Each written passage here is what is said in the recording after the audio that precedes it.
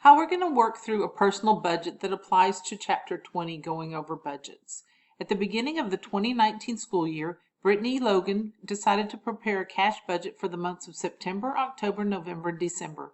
The budget must plan for enough cash on December 31st to pay the spring semester tuition, which is the same as the fall tuition.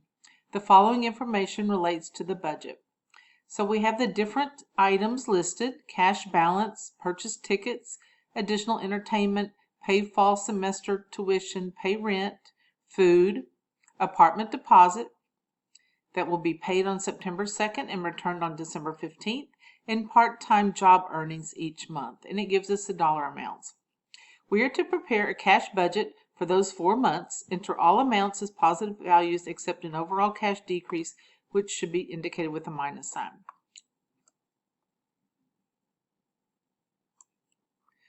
So it already has a template that gives us the amount, so we can basically start thinking about the money coming in and money going out and plug in the numbers.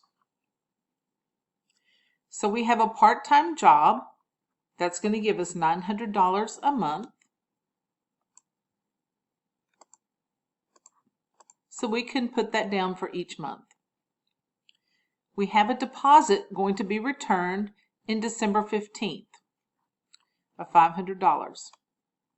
So we can enter that. So those are the sources of our cash receipts. So we can just do a total at this point. So that's going to be the cash coming in. Then we have obviously the cash going out. So we have some football tickets. It tells us that the tickets would be purchased in September.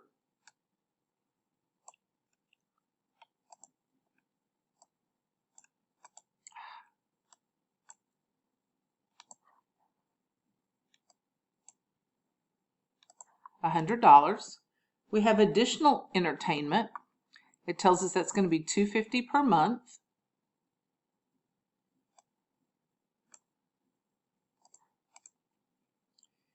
We have tuition that's going to be paid in September, $3,900.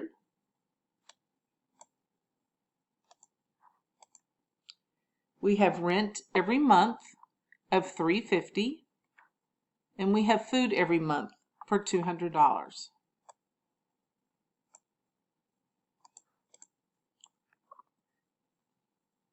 We have a deposit that we have to pay in September, $500.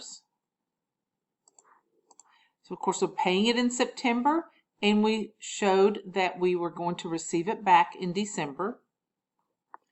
So now we can total up all of the cash going out, all of the cash payments.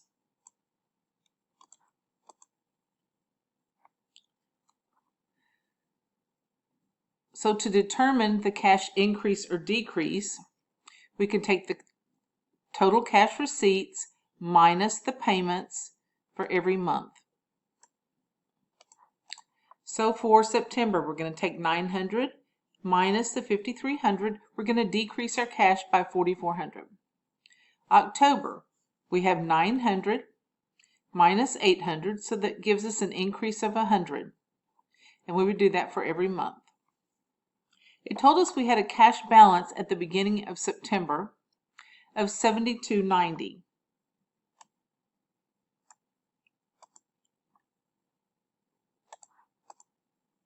So at the end of September, we have this beginning balance. We're going to subtract the amount of cash decrease.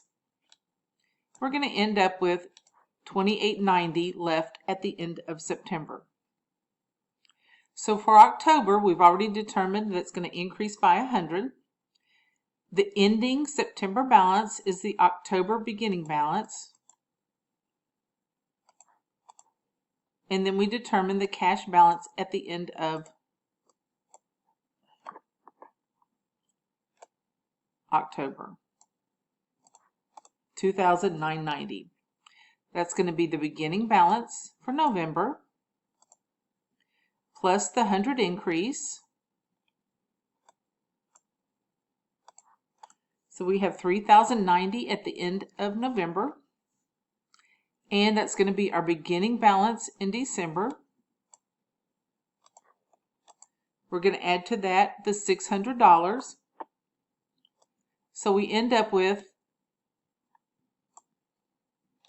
$3,690 at the end of December.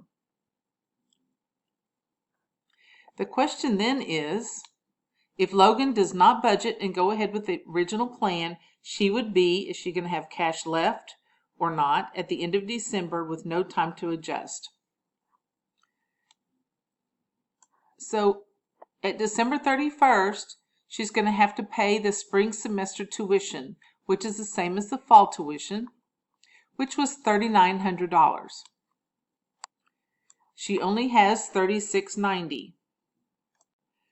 So if we take the amount of cash at the end of December minus the tuition that she needs to pay, she's going to be short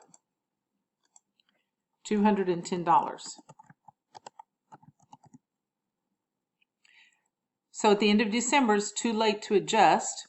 So she would need to look at either increasing money coming in, which is probably going to be a little bit more difficult, or decrease the cash payments, the money going out.